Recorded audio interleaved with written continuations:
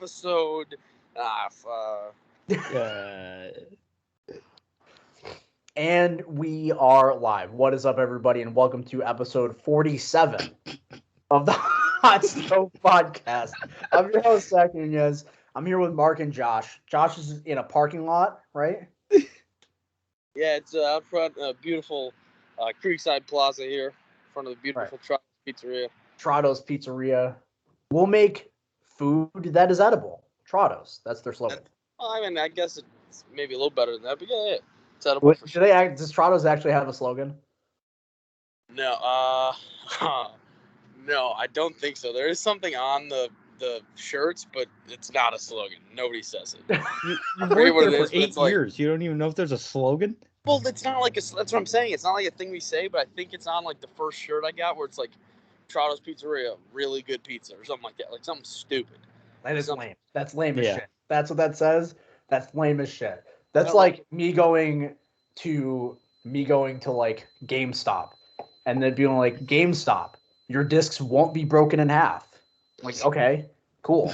I appreciate you doing the bare minimum here. I like someone telling me that something's really good because, it better be really good. Even though I'm sure everyone says their shit's really good. Right. Isn't that the point? Like if you own a business, I would hope that you think it's good. Like, but that's bad. You gotta have that type of self. That's true. Josh is going to be doing the episode while he's delivering pizzas today. Right. Mark is going to be here as normal, and Austin is going to join us shortly, I think. He claims that he's back. I just want to say I felt weird being the only one not wearing glasses, so I'm sorry. I can take mine off while we drive. That'd be fun. Oh no, we got the blue light glasses on. I don't know where my regular glasses are. I'm a big fan of driving without my glasses on. It adds a little bit of extra danger to it. Every time I'm on an expressway, I'll do it if I can just like cruise. But if I gotta take them off just to clean them, it's a thrill for sure. No, I legitimately, my eyesight's terrible. Like I took my glasses off, and now I'm trying to read the things on my computer. Yeah. First of all, my eyes are almost immediately watering, but I can read just about everything on my computer, but not very well. I can't read the things at the top, like under where it says hot stove. Mm-hmm. The only reason why I know it says 3 out of 6 in the call is because I know it says that, not because I can read it currently. You have all around bad eyesight. It's like, because I'm like close up, like I can read a book without my glasses on for the most. Yeah, I am nearsighted, so I can read things if they're close to my face. Gotcha. Yeah, but even computer, it's just not a good idea to do. Yeah, I gotcha. But I also have farsighted. A terrible astigmatism in my right eye. So I have, for those who don't know, that means your eye is ovular and not spherical. So it crushes the cones in your eye and distorts your vision. So I got that in my right eye. Probably developed in my left eye. It's probably been 5 or 6 years since I've been to the optometrist because I'm an idiot. So Isn't that thing that bees go around banging? What? No? I think that's a stigmata. Yeah, that's all right. Being in a flower? What? Yeah, flowers. Yeah, bees go around. Yeah, they don't bang an astigmatism. No, that's that'd be terrifying. Well, you were gonna say something, Mark? I'm farsighted. I do actually. I've worn reading glasses for a number of years. I just never wear them because the frames I have like rub up against my nose weird, and I like get hives on my nose. So I'm just like, I'm never gonna wear them. 90 years old. Yeah, I've worn reading glasses since 8th grade. Yeah, I've had regular glasses since I was 5. So, yeah. Yeah, but, that's more acceptable than when I'm, like, sitting there and someone hands me a thing to read, and I'm like, hold on. Wait a second. Let me get my glasses real quick. Oh, yeah, I'll read this. Just okay. Yeah. My, Brian, my stepdad, has reading glasses. He's 50. Yeah, I'm also a big, someone hands me a piece of paper and I don't have my glasses. I do the like. Oh yeah. You do that, and then you probably do this. Yep. That's exactly right. Yeah, just like that. Yeah. All right. Anyways, make sure to follow us on Twitter at Hot Stove Pod. At Hot Stove Pod on Twitter. Josh, you can go inside, No, I can't. There's people inside. It's a whole thing. It's nice. It makes me hard. Shows that I got passion for the show. Never mind. Follow us on Twitter at Hot Stove Pod.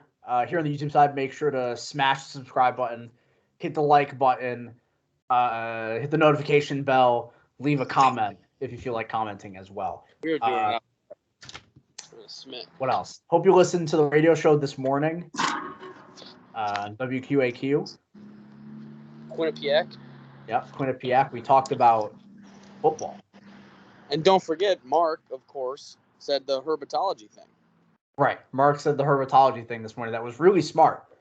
Made me really question myself. It's a really good point that I never actually thought of. So, Do you know what herpetology is, Nunez? no. It's the study of lizards and reptiles, if I remember correctly. That's right. Well, that point that you made this morning about bearded dragons was really astute. Like, I honestly appreciate that. You know? This is a bit that's going to continue, isn't it? Yeah. I don't know what you're talking about. Okay. Oh no, Nunez died. Lost Nunez. Okay, we're vamping. Nunez is choking on a lizard thing, and Mark would tell you all about why that's a problem. Really. Yeah, lizards are reptiles, and Don't reptiles spoil it. are. They already heard me. Well, no, I was going to say a different little bit of herpetology Oh, here yeah, for the yeah. folks. You know, apparently I'm the herpetology expert of Hot Stove now. Well, this week it sounded like it for sure. Jesus, you went on a diatribe. It was probably 4 or 5 minutes long. I did own a lizard at one point. Oh. I had a crested gecko named Jimmy because my dad said we couldn't keep it unless we named it Jimmy. Hate reptiles. Because my dad likes things named Jimmy. I like animals named after people, for sure. Yeah, agreed. Like a cat named Frank. Yeah, that's good. Yeah, That's yeah. good. I like that. Yeah. I have a plant on my windowsill. Mm-hmm. I'll go get it. Give me a second. Okay, so on the show today, we're going to be talking about college basketball. The three of us at least, again, I hope Austin did some prep work, have come up with a list. Josh is gone. He's dead. Have come up with a list of 5 teams that we think should be interesting to watch in college basketball this year. Admittedly, I don't have any trivia tonight, and we're not doing FanDuel. We did FanDuel on the radio this morning. Excuse me. So, I don't really have anything exciting to say. We just get into the thing. But first, this is a plant that I have. Mm-hmm. I don't remember exactly what it's called, but it's called something like it's like a spider's web. As it grows, it has this like film over the top of it that looks like a spider's web. Oh, I've had it for months now. As you can see, it's growing. A second plant. Yes. Here. This plant is named Jerry. I named it Jerry. I like that. So, Jerry sits in my windowsill all day, soaking up the sun. Except when I pull the blinds down. But today was really nice, so I had the windows open. Anyways, I think Josh is gone. Yeah, Josh is done. All right, Mark, why don't you give me the first team that you think that we should look out for this year in college basketball? Well, is Josh here? Yeah, I'm here. I'm gonna wait until his connection gets better to mention the one that's first on my list. I'm gonna go with the only ranked team on my list, and that's St. Bonaventure. They sneaky might be the best team in New York State. Which, not a lot of people talk about Bonnies. I know actually quite a few people who really actively root for St. Bonnie's basketball. But they were in the tournament last year. They're currently ranked 23rd in the country, I think. Yes, I have the rankings pulled up right now. Can you remind what conference are they in again? They're in the A10. The A10, yeah. The A10, okay. So, not the most popular conference, that's for sure. But this is a team that consistently, competes to win their conference and get a tournament berth. I believe they got knocked out in the second round of the tournament last year. They lost to LSU. Yeah. To be fair, the A10 in terms of mid-majors is up there. Oh yeah, but still, Yeah. it's a lot of people just don't pay attention to mid-major conferences in general. They should. I agree that they should, and they should pay attention to St. Bonaventure, because I think this is a program that's just been fairly consistent the last 5 to 10 years, and they always make noise in the regular season, and they're going to make the tournament again this year. So might as well start paying the bounties early. There's a guy at the Steelers game who looks like Troy Polamalu. He was doing a whole bit. He had the jersey. Just a bunch of troglodytes out here. Sorry, the Bears play football in 2 hours, and I'm really not ready for it. Josh, do you have a team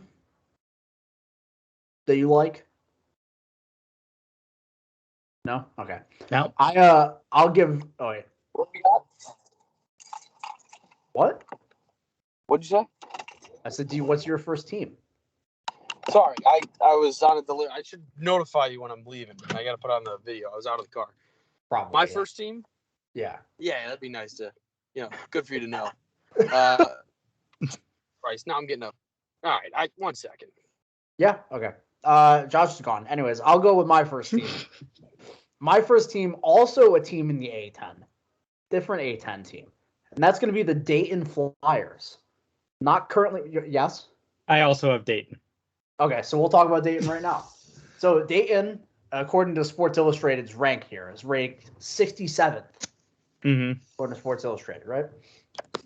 Dayton made the tournament a couple years ago. Yep. They got a pretty young team at the moment, but they brought in a couple of transfers from Georgia, from DePaul. Obi Elvis and Tumani Kamara. I'm bad at pronouncing names. I'm sorry, but I do have things written down here. So it's a team here that a little sneaky, right? Like they're currently projected outside the field, most likely in terms of tournament hopes. But at least to me, I think we should be watching for them because they're a team that can earn themselves an at-large bid out of the A10 if they play well enough. Outside shot to win the conference, admittedly. And they could be the kind of team that finds themselves playing into the second weekend if a couple things break right here in the tournament. Yeah, they're one of those teams that whenever they make the tournament, it's always like they're one of the most popular upset picks every time. It's like, wait a minute, look out for the Flyers. Yeah, I get that they're playing Kentucky, but wait just a minute. Like, there's something about Dayton. Like you said, they made the tournament a couple of years ago, but it just seems like since I was a kid, filling out brackets I feel like Dayton's been there like 10 times in my lifetime. And it's like, really? Dayton? Yeah. They should have been there 11 with Obi Toppin that year that the tournament got canceled. Yeah, I mean, that year. Yeah, they had a great team that year. They probably had that actually happened in 2020. They probably would have been my pick to win the whole tournament. Yeah, they were really good. And speaking of Dayton, here's Austin. Yeah, Dayton alum Austin Westrich has joined. Woo! Austin, are you hashtag back? That's what they say. But I'm late to this one already. I don't know if I can count as back yet. No, you're good. I mean, we just started. Mark's first team that he talked about was St. Bonaventure. Mm-hmm. And then we went to my first team, which was Dayton, who's also on Mark's list. And then if you want to go to Austin's again real quick, I gotta run in real quick. I'll be right back. Yeah, no problem. I don't know what kind of prep you did, but we each came up with like 5 teams that are worth watching this year, basically. Wow. Okay. Well, yeah. I'm prepared for 2 teams. But that's okay. It's perfectly fine. It's really more of like an open discussion. Just like throw some teams out, we'll talk. All right. That kind of deal. This one's going to count. Here we go. 20-7 last year. The team was going to come back even stronger this year. The Byu Cougars. And you know why? Because they lost a bunch of bums and they only added good players. They got 2 transfers this season who both averaged 15 or more last season. And they lost a bunch of bums. A bunch of guys entered the draft who shot like 30% from the field. I don't know. They shed a dead weight is what I saw. And they gained this guy named Tajon Lucas, who averaged 15, 5, and 6. And another guy named Seneca Knight. And I just liked his name. That's why they made the cut. Seneca Knight just seems like a guy who could just screw around and just be the GOAT for some reason. You know what I mean? Mhm. Yeah. And he averaged 17-6 last year. So they added some good pieces, and then they were already good last year, 20-7 record. So there you go. Do you know what schools those 2 transfers came from? Milwaukee and San Jose State. Awesome. What the hell was I? Oh, what conference does BYU play in? Mountain West? Yeah, I think the Mountain West. Yeah, that's right. Yeah, Yeah, because that's Gonzaga's conference, right? they play Gonzaga every year and Yeah. get And whooped. they get dusted every single year. Yeah. Surprise, Gonzaga. # good at basketball. So whose was Austin's? My bad. It was BYU. Oh, okay. Nice. By the way, before we move any forward, to people that have actually been paying attention, because I certainly have not, how the hell did UCLA end up number 2 in the preseason rankings? Did they just had have a an insane great recruiting class. Yeah. On top of course, they're running the tournament. Oh, I forgot they played in the tournament last year. Yeah, I don't legitimately had myself convinced that they missed the tournament. I don't think they lost any of those guys either. No, Johnny No. Juzang is up there for Wooden Award winner. As long as Timmy doesn't beat him out for it. Joke. Gotcha. And what team did Chet Holmgren go to? Gonzaga. Gonzaga. So I'm just catching myself up on a couple things here. is this first one supposed to be our biggest long shot? No, not really. We're just kind of throwing out a team you think would be interesting. Okay. Yeah. So I guess we'll stick. I mean, you just said it, but this was kind of my thinking as well, where I was like, why is UCLA so high? I just really love UCLA this year. Johnny Juzang dominated throughout the tournament last year. Really caught my eye. I love those single kind of carrier guys. I think the Pac-12 is stinky poo-poo in basketball, as per usual. Hey, watch out for the Sun Devils, man. yeah, I did see them on some fun lists. But Let me pause here for a second. You said the Pac-12 was dookie. We all said it last year, and then in the tournament they dominated. Yeah, they won every game. The Beavers were I'm personally a large Pac-12 fan, so you can't tell me shit. All right. That's true. I was anti-Pac-12, just as Josh was, but I can't be anymore. Well, I still can be. I Right. don't give craps. But yeah, this is like one of my chalk picks, like I was talking to you guys about. This was just very clearly like I just think this team's going to dominate and probably be up there with Gonzaga in the 1 and 2 for most of the year. So you want like very chalk for your chalk picks? 2 of my 2 chalk picks are very chalk. Yes. I was say because I have one pick that you consider chalk, and on Sports Illustrated's list they were 15th. So Okay. Yeah. Also, by the way, before we move any further, did you guys see what happened today in Raiders drama? They dropped the first round pick. They released their first round pick from last year because he was like making death threats on a video or something like that. Ah, jeez. Like pointing guns at his camera and shit. Yep. Jesus. Is it possible to burn a team? Do we burn the Las Vegas Raiders?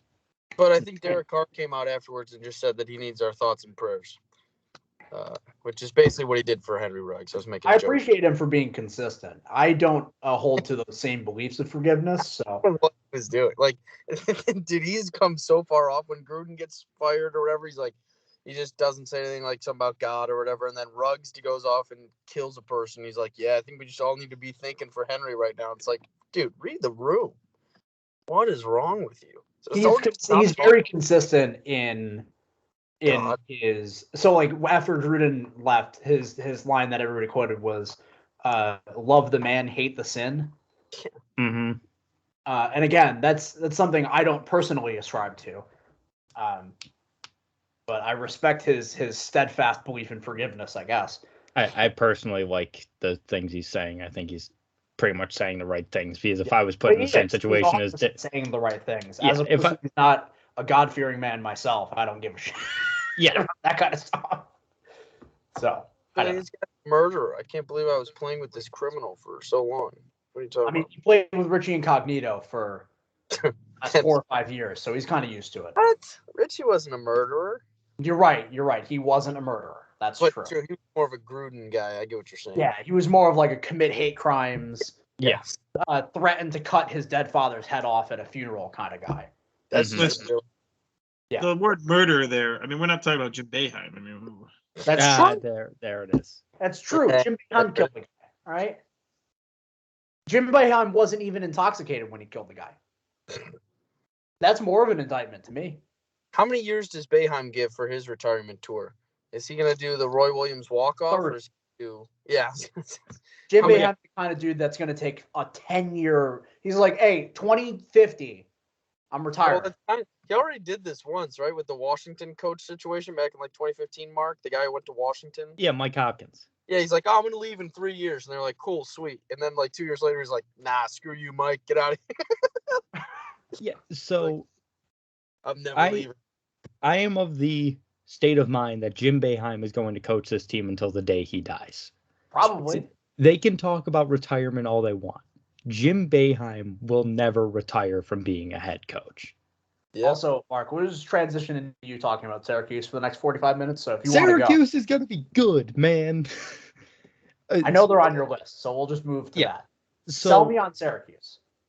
all right. This is a team that every year, we were talking about this before we started recording, Nunez. Every year it's 22 wins, tournament berth, Sweet 16. Like it just happens. It's just the way Syracuse operates. And now you've got a guy that is on preseason lists for the Naismith Award, for the Wooden Award, like a legitimate top talent in college basketball in Buddy Boeheim, if everything goes to plan. One of the best. Ooh. It's just what it is. He's one of the best three-point shooters in the country. He's gotten better at creating his own shot. The guy's a beast. He's very much one of the best pure scorers in college basketball. Yeah. I'd say he's at least like one of the white guys that play college basketball. Oh, Yeah, I'm with Nunez on this one. That's for sure. Who both of you. He's I saw him on certainly a list a as, white like- guy who plays college basketball. CBS has him ranked as like the top 3 winger in the country. Yeah, Yeah, because he is. Yeah. he's just not. Yeah, can't wait to I see him in don't the claim NBA to know for- anything about college basketball, so I will leave this to the rest of you. But I told Mark that like I find it funny that it seems like the reason that like people are quote unquote like doubting Syracuse again this year is because every single year the way that it works, it's not like Syracuse is expected to go to the Sweet 16 every year. It's Never. every year they're like, I don't know, probably like 17, 18 wins, might make the tournament, might not, who knows, right? They'll be a bubble kind of team. And then every year they well exceed expectations, but in predicting the following season, in making predictions, you're supposed to go with the most likely outcome, which the most likely outcome for Syracuse is like possible last 4 in, gone in the first weekend type, maybe if they make it. And then most likely outcome never happens. Not with this team. Because you don't understand, you see. Even after 58 years, teams don't know how to play against the zone.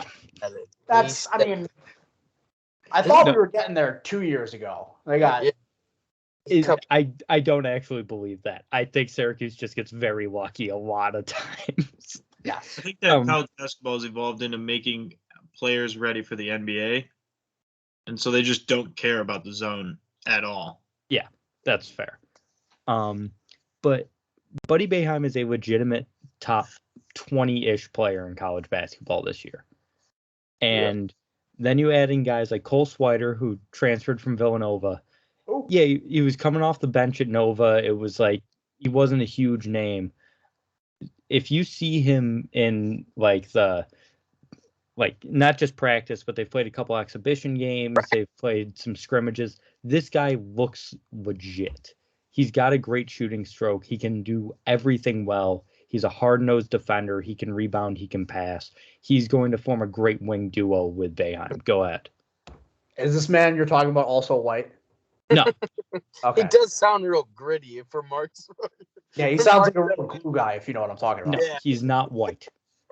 I was just wondering. You know what's funny? Just Sidebar. What's your guys' favorite bad white guy draft complement.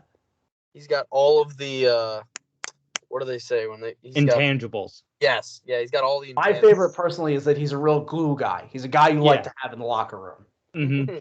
Or what? Another one's like he's got good game speed. That's a good one. He may not run fast 40, but he's got the game speed to show you. You know, Mm-hmm.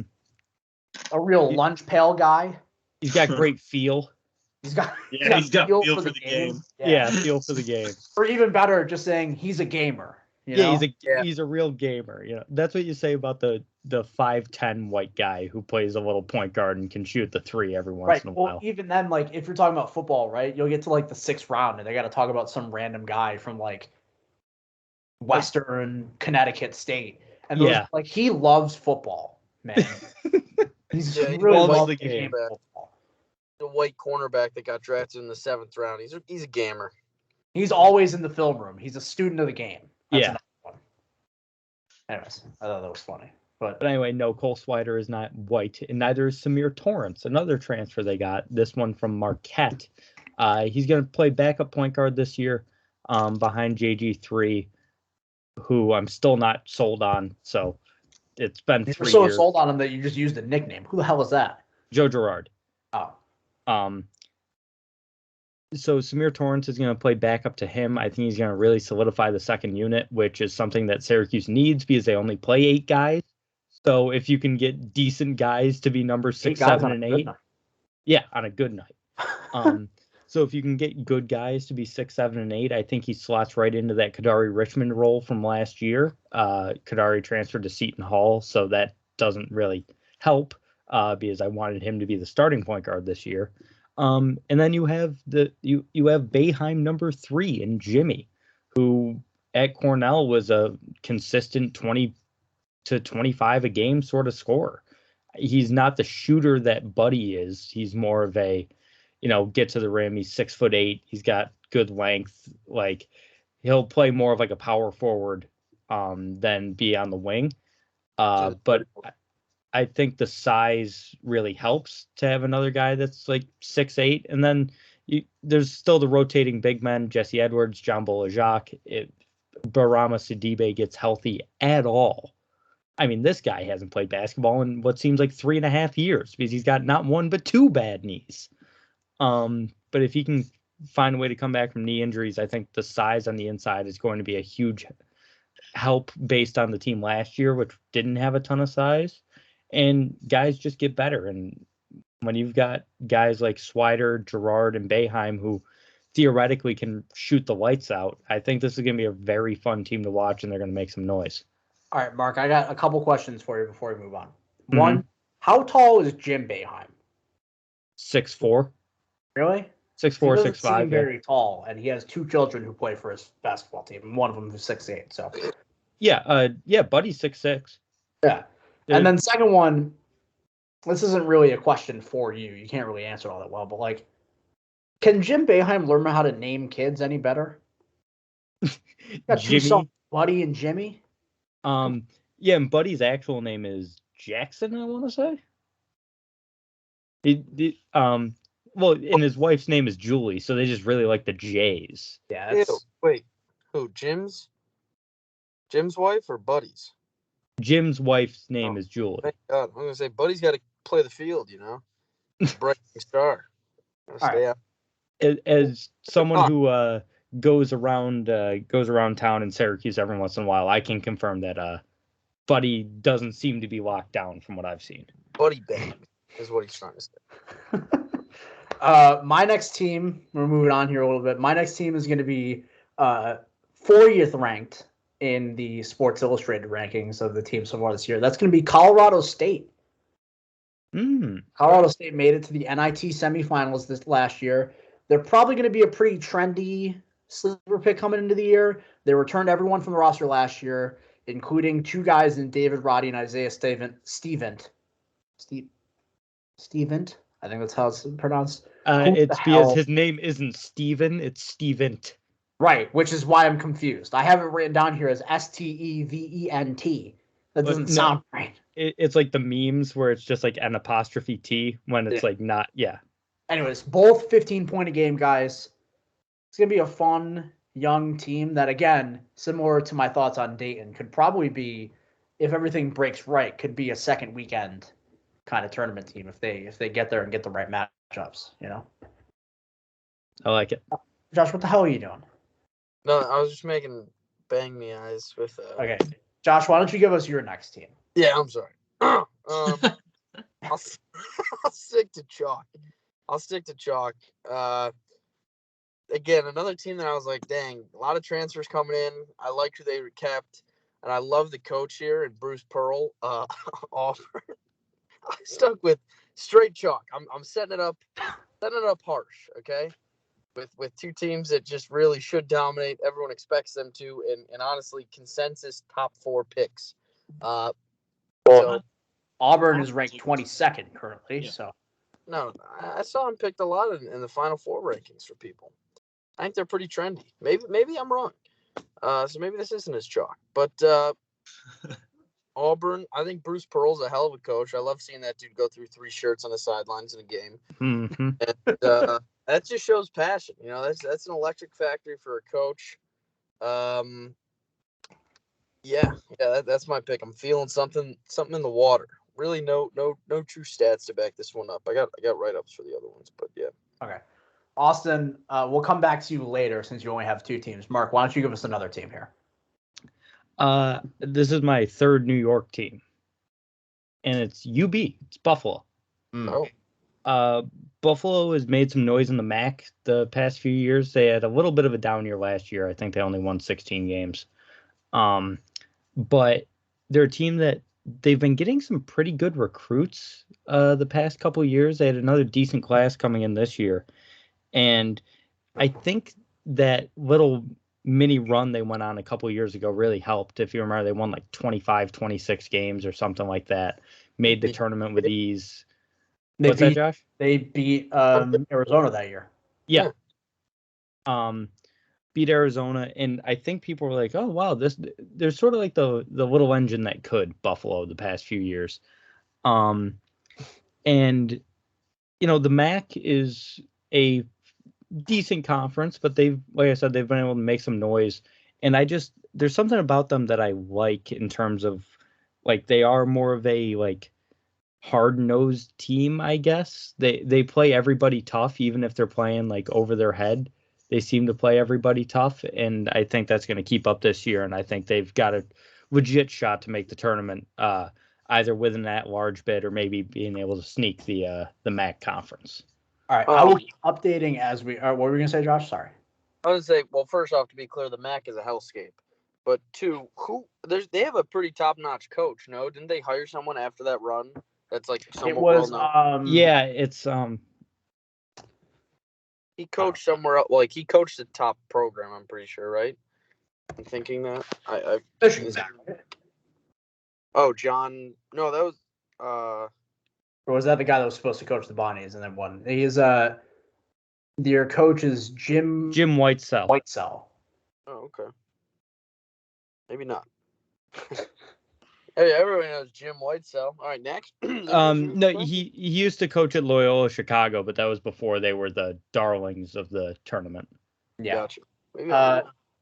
So I'm going to keep updating this as we go, but the MLB is announcing finalists for the major awards tonight. Oh. We've got 3 of them right now. What award? NL Cy Young. Okay. Is Corbin Burns, Max Scherzer, Zach Wheeler. Yeah. Okay. AL Rookie of the Year is Randy Arozarena, Wander Franco, and Luis Garcia. Okay. Wow, no Adolis Garcia. Yeah, I mean, kind of fell apart in the second half, to be fair. Yeah, but it's just kind of surprising to me. My biggest surprise is no Ryan Mountcastle. Yeah, or Mountcastle. Yeah, he was my pick. Wait a minute. I forgot I picked him to win. He's not even a finalist. Yeah, and then AL Manager of the Year, Dusty Baker, Kevin Cash, and Scott Servais. Dusty! Oh, it's going to be Scott Servais. It should be. He was my pick at the end of the year. Seattle. Oh. Anyways, I'll throw out my next team here. And that's going to be a team that I thought would have been ranked, but they're not. And that's Indiana. Yep. Indiana SU plays them in a few weeks. What is that? Yes, they do, Mark. SU's playing them in the ACC Big Ten Challenge. They do, Oh, Mark. nice. Maybe we go to that game. Yeah, hey, I Mark, wouldn't be opposed. Who does Syracuse play tomorrow night? Lafayette. Oh, They scheduled the top talent for the first night. yeah. You mean who does Syracuse lose to tomorrow night? Okay. Hey, Syracuse isn't taking challenges like my Quinnipiac Bobcats, okay? Sure they Quinnipiac plays on the road at Maryland tomorrow night. It's a true story. Syracuse has a more difficult non-conference schedule than usual this year. Actually, Oh, trust me, Maryland is the only good team that Quinnipiac plays this year. Don't worry about it. yeah, Indiana, Nova, Georgetown's always tough. But Indiana, like I mentioned, should be a fun team. I think it's going to be another one of those teams where like people start to latch on as the season goes, right? They're well coached. I tell you, every single year I have like this Power 5 team that's probably like a 4 or 5 seed that I'm going to latch on to as like this team's going to play in the national championship this year. If we'll track it back, Austin knows. If we track it back that far, it started with Arizona State in like 2018. And then it was Florida in 2019. Yep. In 2020, it was going to be Ohio State. And then the tournament got canceled. And then in last year for me, it was Alabama. Yeah, I forgot they were really good last year. Yeah, spoiler, they're also on my list. They're probably just going to be another Final Four pick of mine again. But Indiana, fun fact, played a exhibition in August against a Serbian professional team. What? And played pretty Did they well. win? So that's why I'm picking them. All right? Yeah, did they win? Oh, I actually don't know. That's the most embarrassing thing. What are they doing? You can't go out scheduling college teams. That only could be bad. You're supposed to beat them. I mean, Also, who plays on the Serbian national team? no, not the Serbian national Serbian team. professional. A Serbian professional team. Oh, There's some bum from Serbia. They played BC Mega, which is a Serbian pro team, and they won 79-66. You know what, Zach? Why don't me and you go out for BC Mega? Why don't you go to a tryout for BC Mega? Indiana won by 13. Indiana's defense forced 27 turnovers. Jesus H. against a professional basketball team. Let's reach out. Let's reach out and see if we can get a collab going, a hot stove tryout for BC Mega. What do you think? So that's why I'm in on Indiana. They dusted a Serbian professional team a couple months ago. I'm gonna put my money on Indiana to win it all right now. Hey, if they end up doing really well, just remember that I told you. All right? We should have to make every team scrimmage the same Serbian professional team just to grade out these teams. Just as like a barometer Yeah. of like how good teams instead are. of the preseason tournaments, just have them go to Serbia and just play through the league. Just call it like the NCAA versus Serbia challenge or something like that. Oh yeah. Fuck the Big East, Big Ten or whatever. Go into Serbia and just have like Nova versus like the 7th ranked Serbian team and watch them win by 50. Anywho, Josh, what's your next team here? All right, this is I lied. This is my last team with very little background in terms of what I wrote down. I did research and then I just kind of picked a couple that I liked. This team, I think, is also a little further down in the ratings. Don't know. Had a really good year for most of the year last year, like top 15 team. Had a decent tournament run until they ran into Mac McClung and the Texas Tech Raiders. Oh yeah. I love the high power or high motor Arkansas Razorbacks. Oh, Arkansas was another team that I was in on last season. Me too. I was all in on Arkansas. They seem like a new age WVU to me, and we're like that's kind of like slowed down now, and like that guy stuck like Bobby, he's no good no more. I don't know. He said something really stupid this offseason that made me like out on him for some reason. Huggins did. And so I'm all in on the Razorbacks. I love the fast pace that they play at.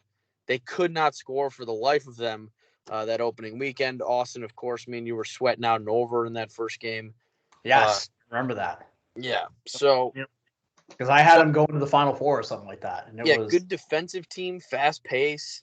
They're real, true run and gun style of basketball, which I'm a big fan of personally. Yeah. So I'm in on the Razorbacks. All right, Austin, what's your second team here? My second team, it's a little chalky here, but it's not as chalk as you think because they shouldn't have these high of expectations, in my opinion. But love the coach, love the superstar talent they brought in. How about Memphis? Penny Hardaway, Imani Bates coming in. That's a team that's just, I don't know about them going all the way or doing something crazy like that, but that's a team who I feel like will play around their coach, play with high energy, want to win every game they go out and play.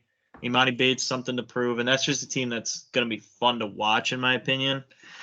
So that was my team that I want to follow closely this year.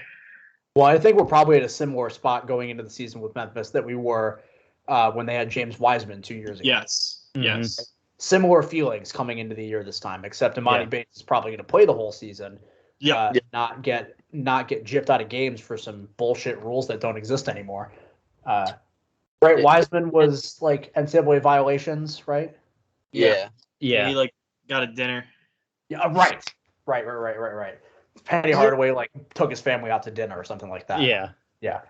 I can remember if it was that or an actual injury, and I was just saying something stupid. Okay, we're good. I'm good. All right, we're good. ESPN had written a story where like they took like 4 college beat writers or whatever, and then who they think is gonna win it or whatever. Basically, like what we're doing tonight. And Joe Lenardi was like the one guy to be like, "Nah, Memphis, I'm out on. I'm paid to be the contrarian," but that's his take. Well, I don't begrudge him that take. To be fair, I don't either. I think they were more so a fun team to watch for me this season than a team that I think is going to like shock the world. But yeah. All right. Well, Josh, how many teams do you have left? Is it just? No, sorry. There's 2 left. Okay. Do you have one that like doesn't have much? And Mark, do you have one team left, right? Yes, I have one team. Okay. Do you have one team that like doesn't have much info on it? Because I do.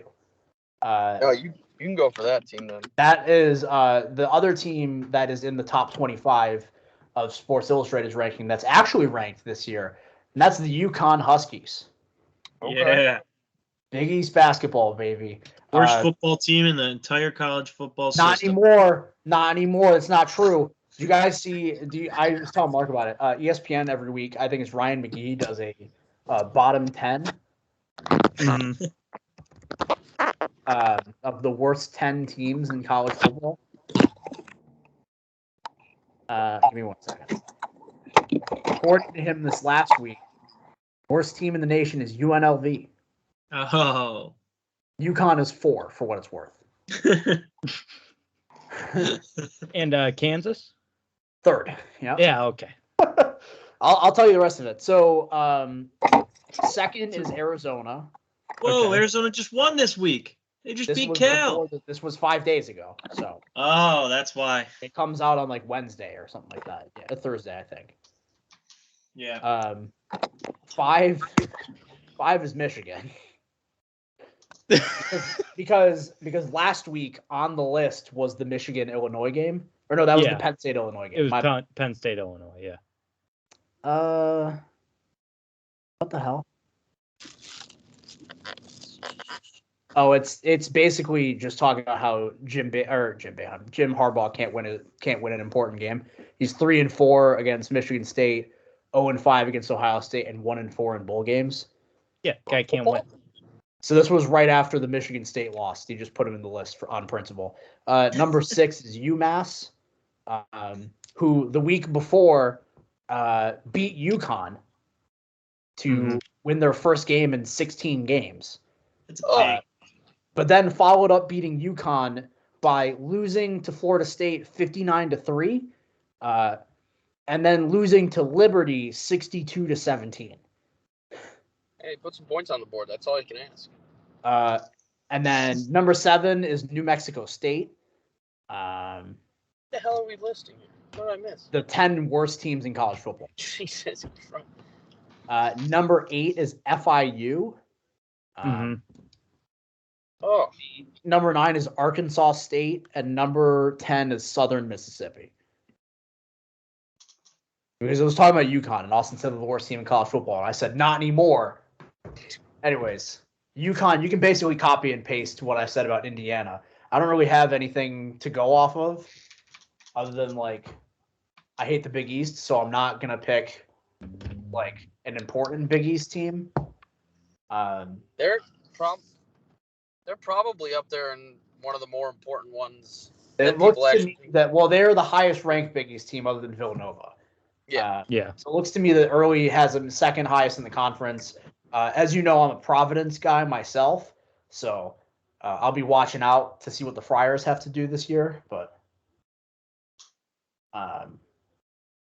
that's it. Josh, another team. Yeah, I'll go. Not the main team, of course, yet. I got the fourth for me is I'm big on coaches, right? Big on coaches. He had his first losing season in over 30 years last year. Okay, they're bringing back 7 people. This is new territory for this guy. 7 people coming back, entering their junior or senior season. He is no longer a freshman factory. It's John Calipari and the Kentucky Wildcats. That they're high ranked. They're in the top 10, I believe. They're this 10. Might be more chalk. Yeah. This might be more chalk. It's more chalk than Auburn was. But this Kentucky team, I think Calipari is wildly pissed. I know most college coaches probably don't care at a certain point because they reach a certain level where it just doesn't matter. You're never losing your job. It's money. I think there's also some status to some of these teams, and I think a losing season is just a detriment to what he preaches. So I'm really excited to see what the Wildcats do this year. Well, and part of it too is like, Roy Williams retires while UNC is still on top. Coach K announces that he's retiring at the end of this year while Duke is still playing well, and then there's Kentucky off on the side who had a losing season and missed the tournament last year. Yeah. Also, like the SEC is getting better in basketball. I think considering like Tennessee had a really good year last year. Auburn, I mentioned earlier. Arkansas. I just mentioned LSU, Florida. Yeah, the SEC is a really good basketball. Alabama. Yeah. So I'm looking forward to seeing what he can do in the conference and then into the tournament. Speaking of which, Alabama is my last team. Like I already spoiled. They're a team that I picked to play in the national championship last year. Didn't happen, but they returned pretty much everyone from their team last year and added a 5-star recruit in J.D. Davidson. Similar to Arkansas, they're going to be a team that pushes the pace. That's for certain. And I likely am going to be picking them to go well deep into the tournament again this year. So it's going to be probably between them and Indiana for like the team I latch on to this season. But, Mark, who's your last team? My last team is a team that Syracuse beat in the tournament last year, and that is San Diego State. I believe it's pronounced San Diego. Yes. German for a wolf or a whale's vagina. Correct. No, I like San Diego. I really like their coach. His name is Brian Dutcher. He's been with the program since 1999. He started as an assistant. He's been head coach since like 2017, I think. Just bleeds San Diego State Aztecs basketball, and he built like a really good culture in San Diego around this team. Like I said, they had a great year last year. Syracuse was very much an underdog in that game. I think they were San Diego State was favored by like 10. And they also they kept one of their best players, and Matt Bradley averaged 18 points a game last year. He's coming back as a senior. A lot of seniors coming back, mixed with a lot of good recruits. They've got a lot of freshmen coming in as well. So there's a lot of youth on this team, and while at the same time having a lot of veteran leadership. And I think that can be a really good recipe for a team that's going to make another run this year. I agree. I love that. All right. I love that concoction. Josh, love get it over with and talk about this team no one cares Time for about. you to bring it home, Josh. I'm going to tell you why you should. Nunez said sell me on Q's for you earlier, Mark. I'm going to sell you on the Georgetown Hoyas. And You I'll tell will never sell me on Georgetown. Well, that's fair. That's fair. Same. 17th ranked recruiting class in the nation by ESPN. They bring in what could be not only most surely the most exciting freshman in the Big East, but possibly the most exciting freshman in all of the country in Aminu Muhammad. Just a pure electric factory, big guard, fast, loves playing defense too, an all-around player. Not to mention, they get to bring back some of their stars too. The Dante Harris of their guard play. Tyler Beard comes in this year as well, another top 5-star recruit. And down low, if you're not getting enough down low, oh yeah, they also brought in Ryan Mutombo. That Mutombo, Dikembe's son, is playing. Oh, wait a minute. Oh yeah. You want to sell Mutombo? Just where Daddy played, he's an alumni coming in. I just think that fluke or not last year, most likely fluke. It's a fluke that they won the tournament last year, or the conference. Absolutely. I think, I don't know, man. I really like the recipe they got going on here. Pat Ewing is obviously a defense-first coach. They, generally speaking, don't take stupid shots. I think they can play good defense, turn that into solid offense. Just start with the basics, fundamentals. I would love to see Big Pat lose a couple LBs, start getting out on the court more. But hey, he did. Who am I to say this guy reached the pinnacle of NBA basketball? Eat up. Who cares? Enjoy yourself. Go die. I mean, I don't care. Not die, but have a good time. Who am I? So yeah, it's the Georgetown Hoyas. I'm telling you that Aminu Muhammad guy is Big East Freshman of the Year. Not that's I don't know if there's many Big East being recruited, freshmen being recruited in the Big East, but he's got a shot at player too if Colin Gillespie breaks his ankle or something. So. Well, you got me sold. You got me sold on Dikembe's kid. That's for sure. There you go. He's probably outside starter, to be honest with you. He's like a 3-star recruit or something. But who knows? Maybe Pat and Dikembe was at games last year too. Like it's a big time thing. Pat doesn't even get recognized when he goes to the Garden. God damn it! I mean, this guy's Nick's legend. And he goes into the Garden, all 7'1" of him, or however tall Pat Ewing is, and they're like, "Who are you?" I'm the gingerbread. I'm the guy. You can just be like, "I built this place." And they'd be like, "Oh, to Mr. Ewing right away." Do they call it the house that Pat built? I don't know. Do you know who we're all forgetting about? Who's that? Do you remember last year in the tournament who Kansas played in the first round, Eastern Washington? Do you remember the Groves brothers? I do. Yes. Those two ugly redneck Groves brothers who combined for 60 points and almost upset Kansas. They both transferred together to Oklahoma. Oh. That's a team that's going to excite this year. The I Groves. did not know that. Yeah, I didn't know they transferred to Oklahoma either. That's going to be interesting. Innovation that excites. What car brand is that? Nissan, I think. Lexus. It's either Nissan or Lexus. Let's see.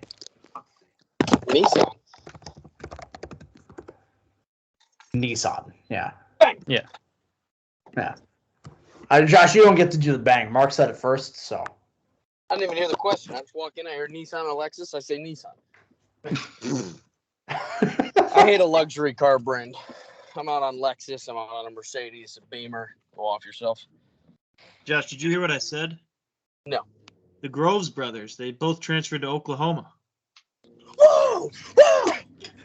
Eastern Washington's Groves brothers? Yes. Jacob we were calling for it. We were calling for Jacob and Tanner to make the big move, and here they are. Oklahoma's my team. Who am I? The SEC. Auburn's dead. Arkansas's dead. Kentucky, they haven't run into the Groves brothers. They don't have scouting reports on these fellas. Screw Timmy. Jacob Groves is the stuff. Timmy stuff. All right. It's my official thing. I forgot. Why am I the only one on this podcast that likes Drew Timmy? Because you like bad white players. Dude, I like his mustache. That's what it boils down to. I'm like, that guy's got a cool mustache. Ooh. Ooh. I agree. Also, news here. Michael Conforto declined his qualifying offer. He's going to be hitting unrestricted free agency. So did Castellanos. Yeah, Yeah, I knew that. Yeah. Thank you, Mark. I just wanted to rub it in, Josh. Yeah, someone else go pay him $17 million. That bum. He's a loser. We don't The need him. qualifying offer was $18 million, so I assume that they're going to be paying him more than 17.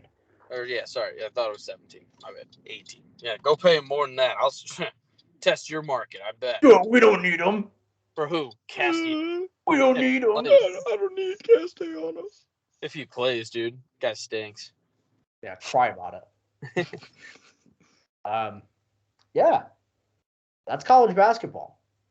I'm so excited. I think I am going to go to the Dome tomorrow. I feel like I have to. It's F the been way Blue too ones. long. Except Josh talked about Kentucky. Other than that, Wait, you're gonna go see him play Lafayette Oh yeah, dude. tomorrow night? I got class. dude, I'm going to Quinnipiac's home opener on Friday. They're playing. I don't remember who they're playing. I say I'm going as if I'm not like Yeah, working the game, aren't you? working the game. Yeah. Yeah. They play Western New England on Friday afternoon. Wow. That's a D1 school? Apparently, yeah. It can't be. That's got to be like NAIA or whatever. Let me see. Western. They can't be regular D1. They can't be NCAA. Texas's home opener is Houston Baptist. You think that's a D1? Yeah, but that's in Texas. That's fair. All right, we'll do this off air. In the meantime, make sure to follow us on Twitter at Hot Stove Pod. That's at Hot Stove Pod on Twitter. Here on the YouTube side, make sure to like, comment, subscribe. You have the notification bell as well. Hope you listened to the radio show this morning. If not, make sure to catch it next Tuesday morning on WQAQ, 9 a.m. Eastern. Other than that, for these three people, I'm Zach. This has been the Hot Stove. We love you, and we'll see you next week. Peace.